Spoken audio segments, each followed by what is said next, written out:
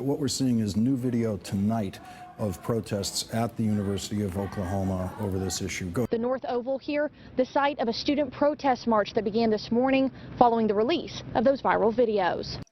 With recent events such as police brutality in the SAE chant video, many blacks feel that activism is necessary in order to be heard. But there are some black students who decide to take the alternate route and not shake things up. R.J. Bowers, a senior student, believes there can be different forms of protesting that does not involve rallies. My type of protest is done in the classroom. My academic work speaks for itself.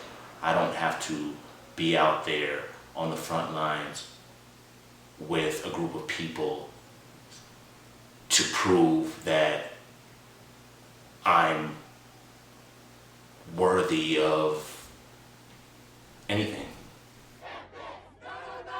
RJ believes his form of classroom protesting helps to decrease the amount of tension that could be felt through physical protests.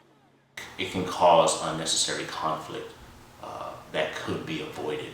Now it brings a little bit more division, and it creates this barrier, and now we have this form of, we only want to deal with the black students, or we only want to deal with the white students, when we should be working together as a group of people. Chelsea Davis was one of those students in the OU Unheard movement who was out front and center during the SAE video controversy. She agrees that taking a stance can cause tension, but that's the different point. than you, but that does not make them lesser than you. There's always going to be that stereotype, especially as being a black woman, when you speak out, that you're angry and that you have all these outside emotions that are irrelevant, when in actuality, it's the complete opposite.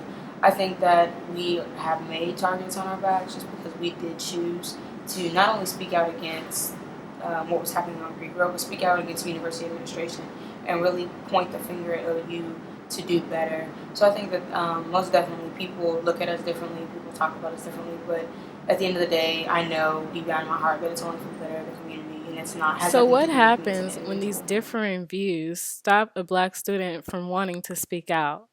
I most definitely question why any black student, black citizen, why you wouldn't speak out against social injustices. I think oftentimes in today's society, black people think that if they play a certain role underneath the majority, that it will exclude them from the minority, when in actuality, if you get pulled over, you're still seen as a black man and or a black woman. Is this way of thinking more harmful than helpful? It does create hostility, and it creates this feeling of us versus them, and I don't like the us versus them unless it's for sport. Contrary to a jersey that you would wear in sport, race is something that cannot be taken off. Like I said, when I walk into a room, you automatically know that I am a black woman. There is no question about it. So me saying, let's just ignore race because it creates a division, well, I can't, because I can't turn it off, if that makes sense. I don't have that privilege, if you will, to just ignore my race, because it's something that I have to carry with me every day and something that's going to affect me every day for the rest of my life.